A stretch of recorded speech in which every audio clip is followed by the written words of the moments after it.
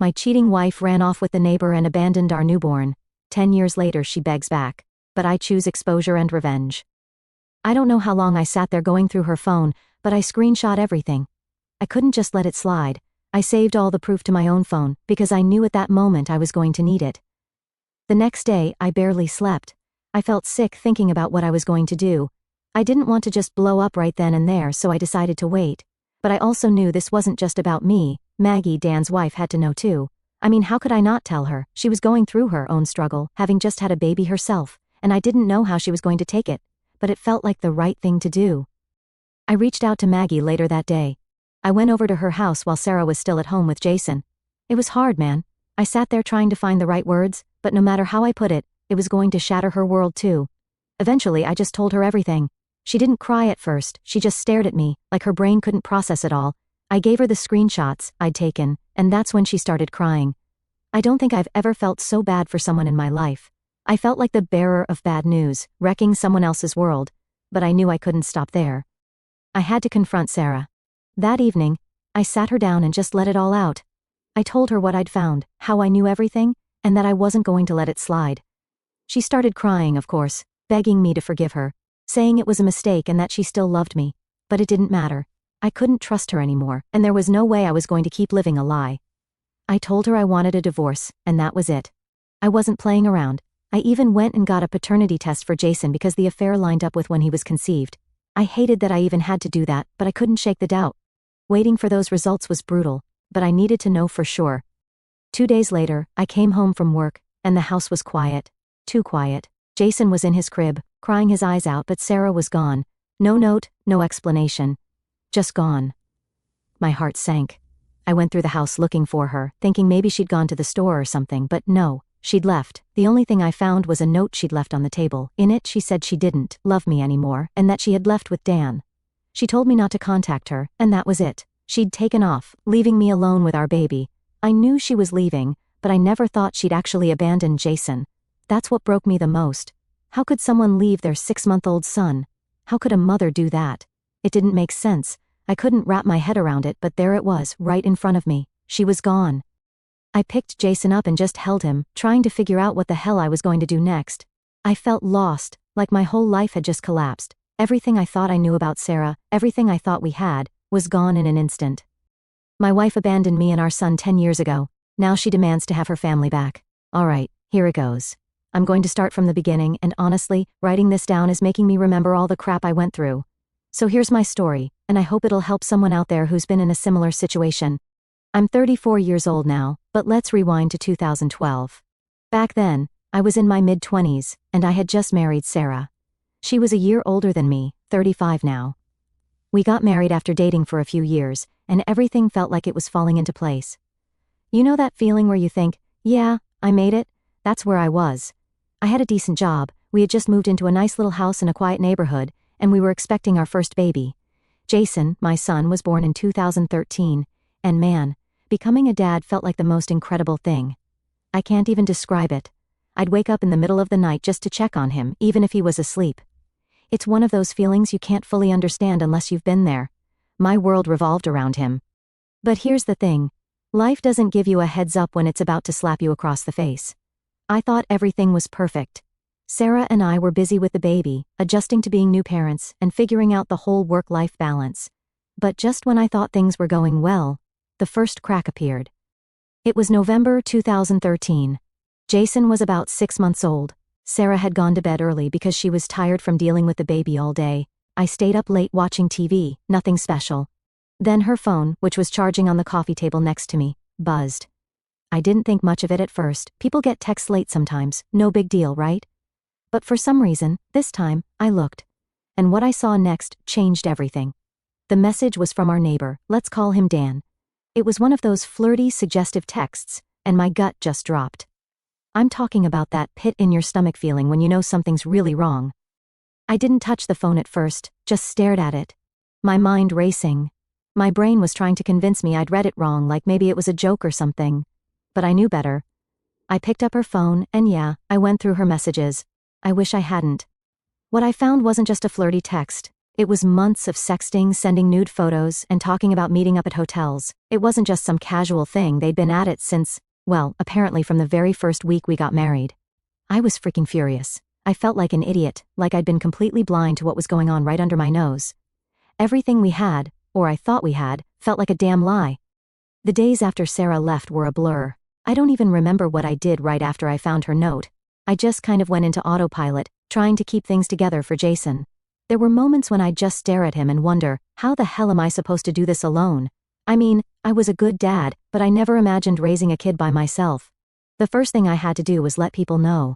I didn't want to, but I couldn't keep it all in. I called my parents first. My mom was shocked, obviously, and my dad, well, let's just say he wasn't exactly surprised. He never really liked Sarah. He thought she was too self-centered and always put herself first. Maybe he saw something I didn't, but I didn't care back then. I was in love, and I ignored all the red flags. Anyway, I also had to call Maggie. She was going through her own version of hell, having just found out her husband was with Sarah, but I figured she needed to know that Sarah was gone. When I got to her house, I barely had to say a word. I think she already knew. It was like she was just waiting for the shoe to drop. Maggie was standing there, holding her baby, and I could see the exhaustion in her eyes. She was going through postpartum, and now her husband had run off with my wife. It was like both of our lives had just blown up at the same time. Dan left too, she said when I walked in. I just nodded. We didn't need to talk much, we both knew what was happening. We were in the same sinking boat. We sat down, and I told her everything that had happened. How Sarah had left Jason, the letter she wrote, all of it. Maggie listened, nodding, trying to hold it together, but at some point, she just broke down crying, and honestly, I did too. It was like all the pain and confusion and anger just came out at once. After that, we just started helping each other out. We didn't really talk about it much at first, but it was kind of an unspoken thing. Maggie would come over to my place or I'd go to hers, and we'd take care of the kids together. Jason and her baby were close in age, so it just made sense. I wasn't prepared to handle everything on my own, and neither was she. One day when Maggie was over, she just started breastfeeding Jason like it was the most natural thing in the world. I didn't even ask her to, she just did it. I think she saw how overwhelmed I was. Jason was crying a lot, probably confused and missing his mom, and Maggie just stepped in and started taking care of him like he was her own. It sounds weird, but in those moments it felt like we were becoming a family. Not in the romantic sense, not yet anyway, but more like we were just two people trying to survive.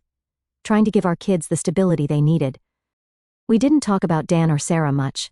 I think we both just wanted to forget they existed, at least for a little while. But of course they were always in the back of our minds. There was no way to completely escape what had happened. I tried reaching out to Sarah's family a few times. I wasn't expecting much, but I thought maybe they'd know where she went or what she was planning.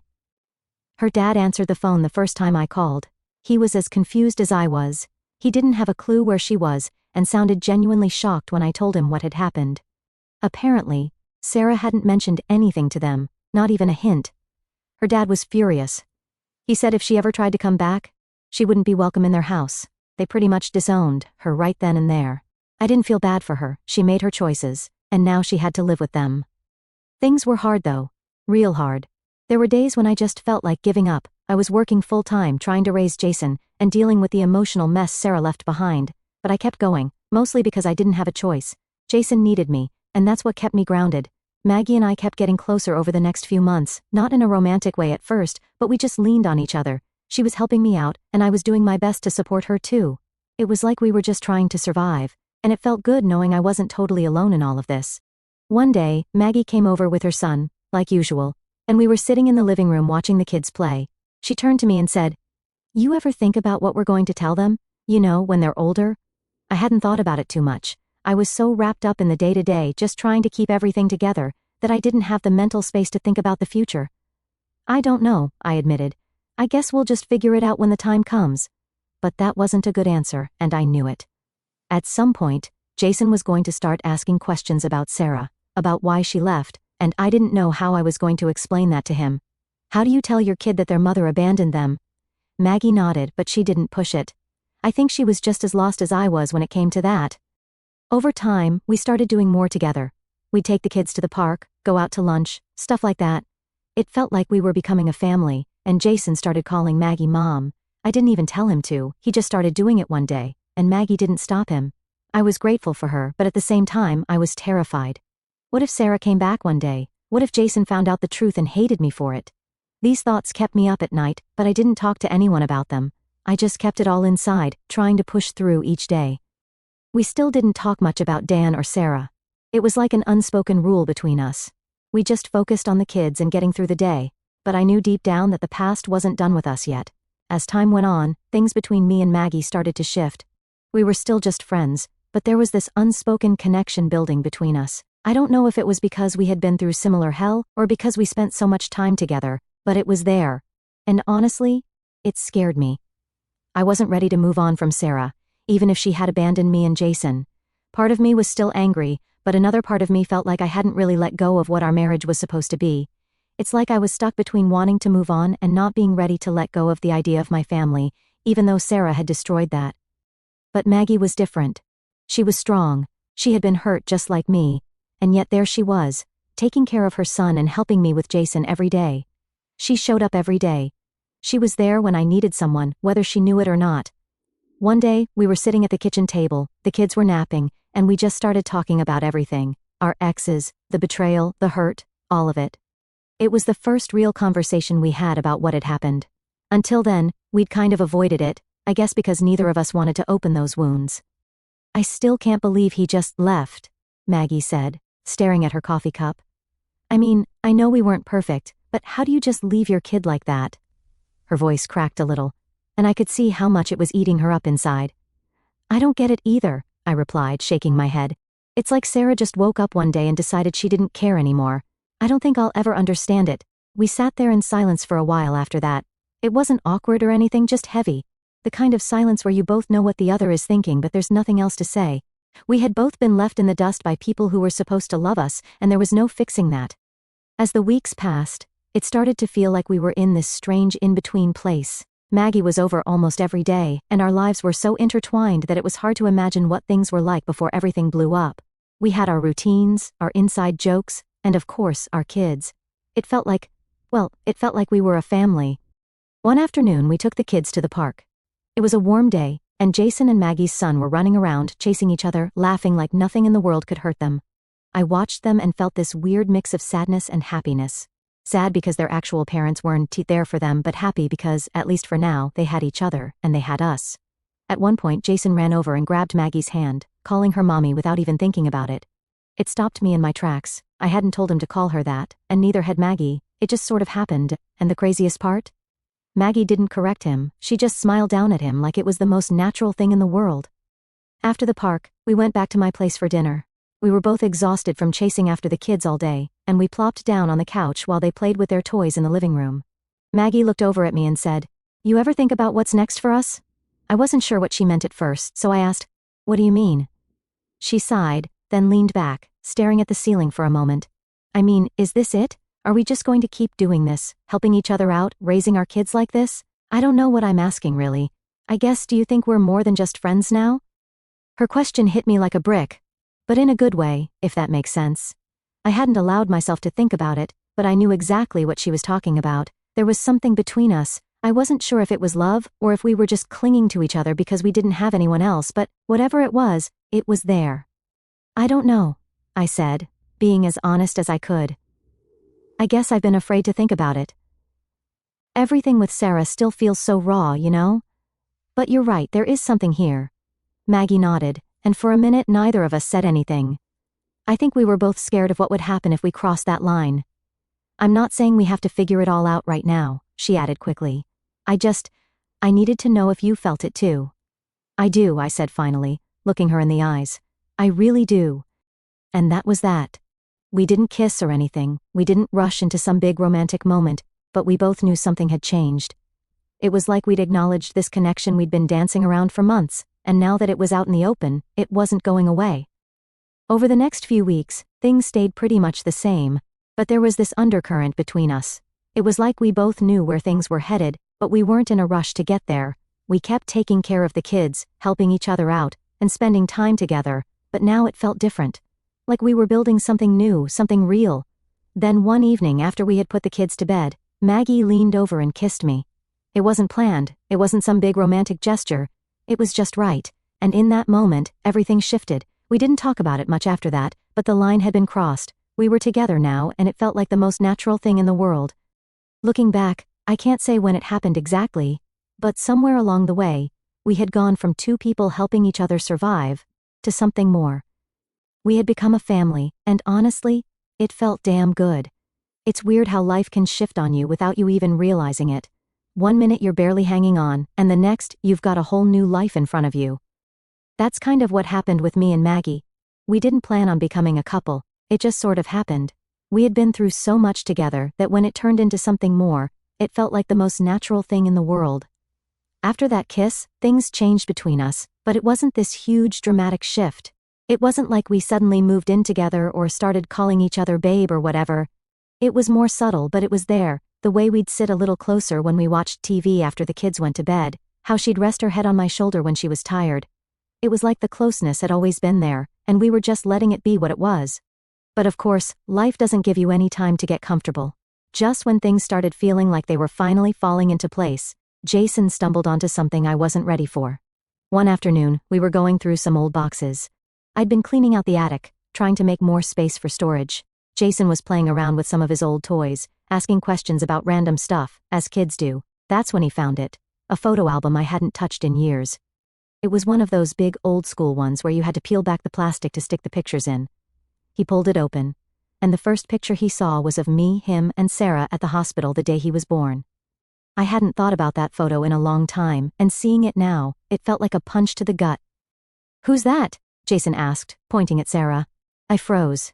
I didn't know what to say. Up until that point, Maggie and I had told him that his birth mom had passed away. It seemed like the easiest explanation at the time, but now, staring at that picture, I realized how big of a mistake that lie had been. Jason deserved the truth, but I didn't have a clue how to explain it to him. How do you tell a 7-year-old that his mom didn't die, that she left? I started, but my words got stuck in my throat. I looked over at Maggie, who was sitting across the room.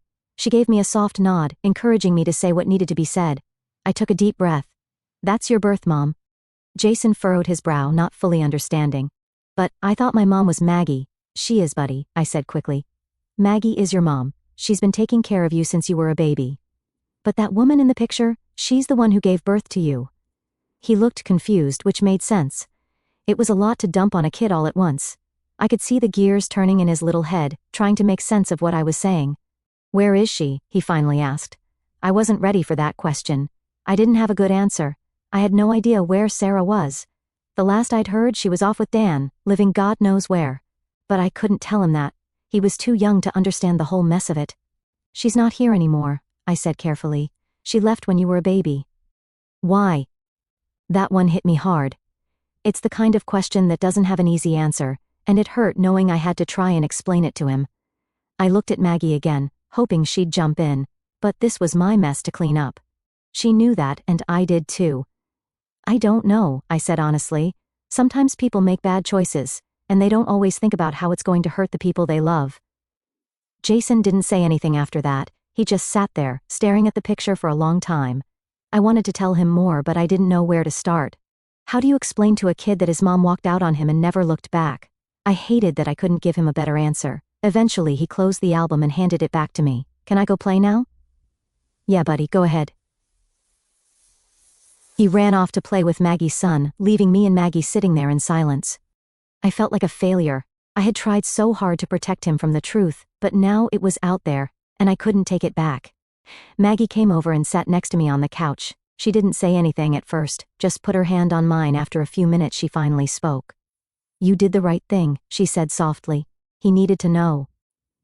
"I feel like I just made everything worse," I admitted. "He's going to grow up wondering why she left, and I don't have an answer for him." "We'll figure it out," she said, squeezing my hand. "He's got us. He's not alone in this." She was right. Jason wasn't alone.